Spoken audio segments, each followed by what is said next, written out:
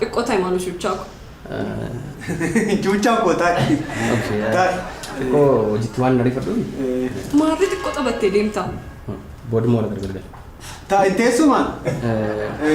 Akka gootu isheen hojii baatee lukaan deemuunis waa'ee waan ulfaatuu fi konkolaataa mana gaggeessaatti amma sanatti fidi tole. Deemtire? Yaa. Ciao.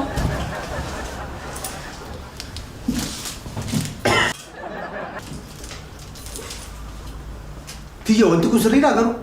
Tiyyaa maaliiti? Tiitti? Tiitti shamoo maali kun? Tiitiisi fayyaan. Maqaan kee akka tiittii ta'anii ormaraa dhaga'uun qabaanii tiyyi. Maali hirkoo koo yaadadhee sitti nimneem dur ijoollummaa kootti tiitteedhanii na waamu naannoo keenya. Nuun immoo cuuchatti hin jennu. Eenyudhaan? Isaan kaa. Cuuchaaf tiitti. Hin deema wajjiniin maqichi. Lamuma lama rakkina qabu maal hin deema. Cuuchaa tiitti. Baay'ees gargar miti hin qabama salphaamatti. Cuuchaa tiitti. Cuwaa godhee biyyaasaa baasu maleessa. Akkamittiin adda'anii waggaa meeqasii wajjin jiraadhee ol jedhee ilaaluuf saalfadhu dhufee godhee deeman.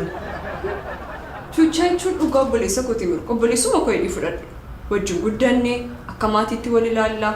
Mana isaaniitti immoo sababa durba hin qabneef akkas ta'ama. Akkuma obboleettii isaatti na ilaala dhugaa. Maatii isaanii durba qabu kanaaf irra deemee adda durbaa dhungata? Wajjin guddachuun ollummaan maatii manu godheera kanaaf maali hirkoon haariin kaa'ee? Amma isa inni rakkina qabu haa ta'u sinaa mana si rakkina qabu. Amma adda hoo si dhungate amma achirra waa shaaraasaa kaawwate anachi si dhungachuu hin danda'u eessa si dhungadhaadha. Maal rakkoo qaba obboleessa kootoo bakka nama dhungate si dhunga. Dhufu?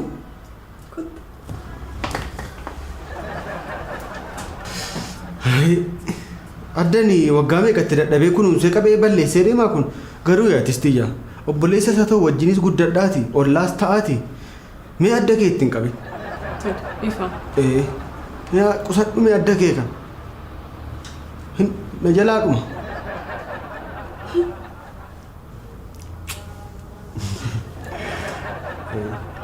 Utuun si hammadhees natti tola garuu. Utuun turees natti tola. Jadi kah?